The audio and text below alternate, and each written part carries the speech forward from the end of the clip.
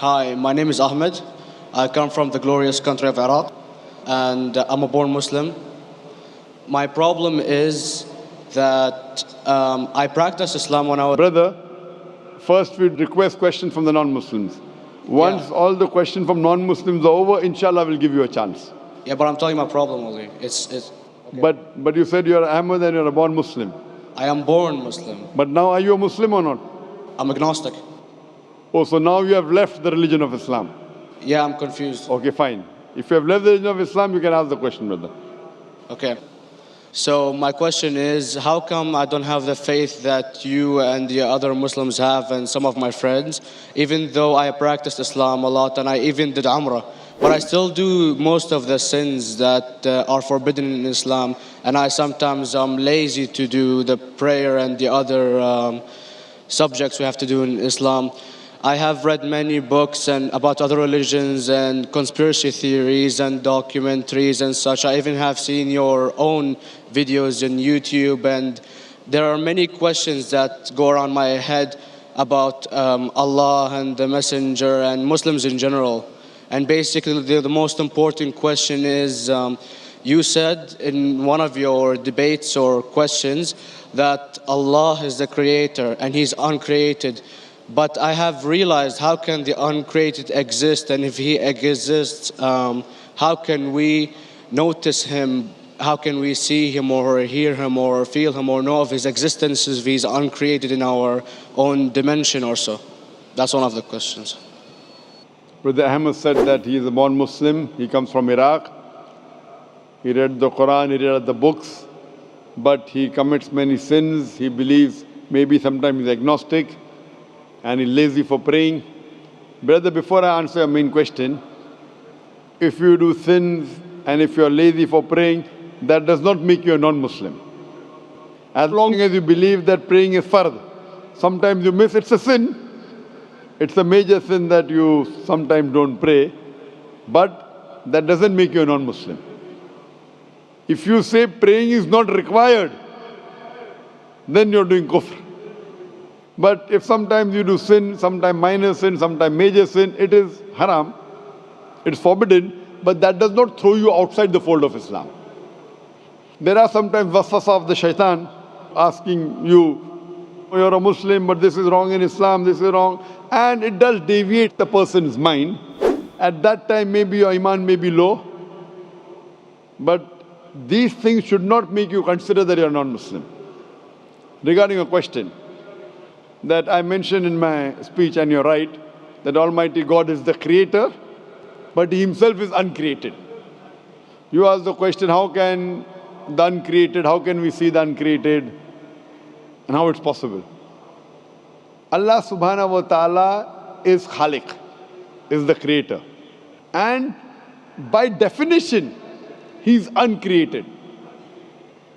Because normally people say that when they try and prove in logic that everything has a creator, who created this table, the carpenter, from where he got, from the tree, who created the tree, so it goes back to Allah. So when many of the people try to convince an atheist, they try and say that everything has a creator, and then they get trapped when the atheist asked him, who created Allah? So if you hear my tapes, I never go that way. I ask the atheist that how did you come to know about the universe? How did you come to know about the functioning of the stars, of the sun? And he says, and goes back, that the creator. So it's the vice versa. So if you know how to deal with logic, you don't trip over this problem with the atheist trap, the Muslims or the believers, by saying who created Allah. By definition, Allah is uncreated.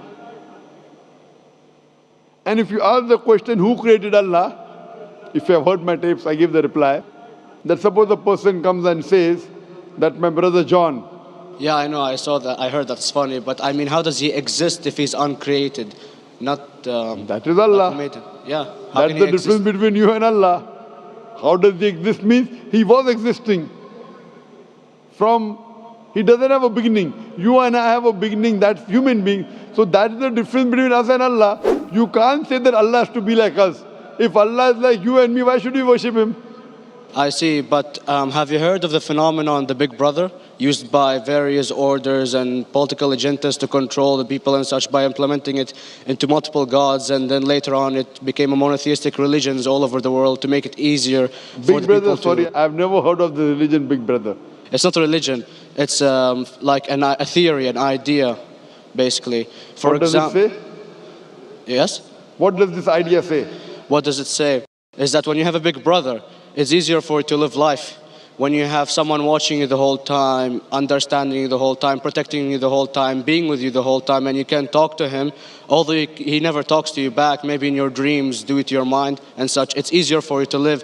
While a human who does not have a big brother and is not easily controlled into doing so and is having complete freedom is a danger for the major ruling powers and such. What does this say? I don't understand. Big Brother may be there, Big Brother may not be there. So what does it have to do with Islam and God? What does it have to do? Because basically Allah is watching you the whole time. So you want to say that Allah is like a big brother? Indeed, you use him for your protection so you won't be scared. You know what I mean? See, this is the hypothesis. Hypothesis. If you have heard, how do I convince an atheist? If you have heard my answer, that you said that you're agnostic, you're atheist. Yeah. So first thing I do to an atheist is I congratulate him. What? I congratulate him. Have you heard my answer of atheist? Yeah, you congratulate them and stuff. But I haven't seen your debates with the atheist. I just saw your answers on some questions. Fine, so you haven't seen the answer of atheist?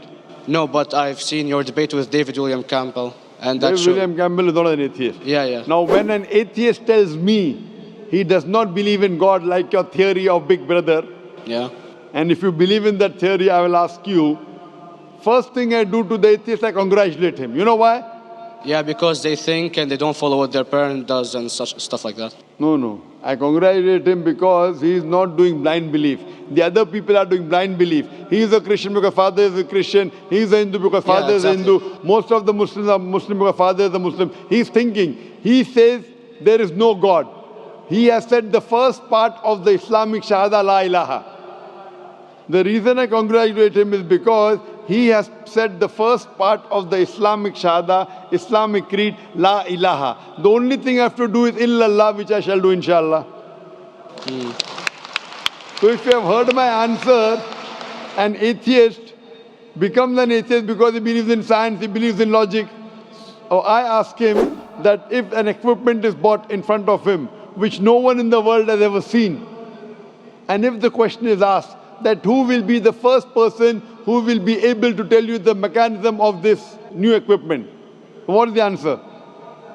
Of course, he's going to tell you the producer or the maker of this equipment. Creator, producer, maker. So when we ask him questions that how did this universe come to existence, he will talk about the Big Bang. This what we're going to talk is already mentioned in the Quran 1400 years ago in Surah Anbiya chapter number 21 verse number 30. Avalam yaral lazina kafaru anna samawati wal arda kanat ratkum fataqnahuma. Do not the unbelievers see that the heavens and the earth were joined together and we clove them asunder. This what you came to know 50 years back is mentioned in the Quran 1400 years ago. Who could have mentioned that? Well, in various civilizations in like 2000 or 5000 BC before Islam came or Christianity itself, there was various civilizations that are good in astronomy and they know more about our solar system than we do now, sadly. Brother, your knowledge of science is little, not in-depth. I do agree. There are certain things which were known as hypotheses. For example, we came to know, we were proved that the earth was spherical in 1577. I know that in 6th century BC, there were Pythagoras who believed that the earth was spherical. But the same Pythagoras who believed the earth was spherical also believed that the earth was the center of the universe, which is wrong. You show me one civilization which believes 100% what the Quran has mentioned. I challenge you. What you say, so do you mean to say there was a person who said, okay, this civilization, out of 100 things, these 2 things are right. Out of 100 things, these 5 things are right. Out of this 100, and picked and chose. Who can do that? No one besides the Creator. Even if you know that there were 10 different civilizations, hundreds of civilizations, there is not a single civilization that you know in the past which knew 100% of science what we know today. So where is your logic? Where is your theory? I do know that certain things were hypotheses, which were proved later on. But there is not a single civilization which knows everything what is mentioned in the Quran. So the answer goes back to the original question, who could have collected this in the Quran? Someone 1400 years back, could he do and say, okay, out of these 100 things, these 3 are right, out of these 100 things, these 2 are right, out of this, it's not possible. Mathematically, it's not possible. Well, you never gave the idea of extraterrestrials or so. I mean, knowledge is power. And Brother, I'm asking you a simple question. We are not come here to have a debate. yeah. I'm asking you a question. Point out a single civilization. You're asking something else. Yeah, We are alright. not here to discuss. You can come in the room and discuss. You ask a question, I'm giving you the answer. You gave about old civilization. I told you you're right. But out of 100 things, 98 they were wrong. So I'm asking you, who could have mentioned this in the Quran? You're talking something else now. Yeah, well, I'm asking a simple question, 2 plus 2 equal how much? You are saying, I'm telling you 3 multiplied by 3 is how much? I'm asking a name, you're telling that where do you live? I'm asking a simple question, name me a single civilization which has everything what was mentioned in the Quran. Do you know of any or not? Yes or no? Well, not everything, of course. Even not 10%. Why? Babylon knows of most of the planets and such.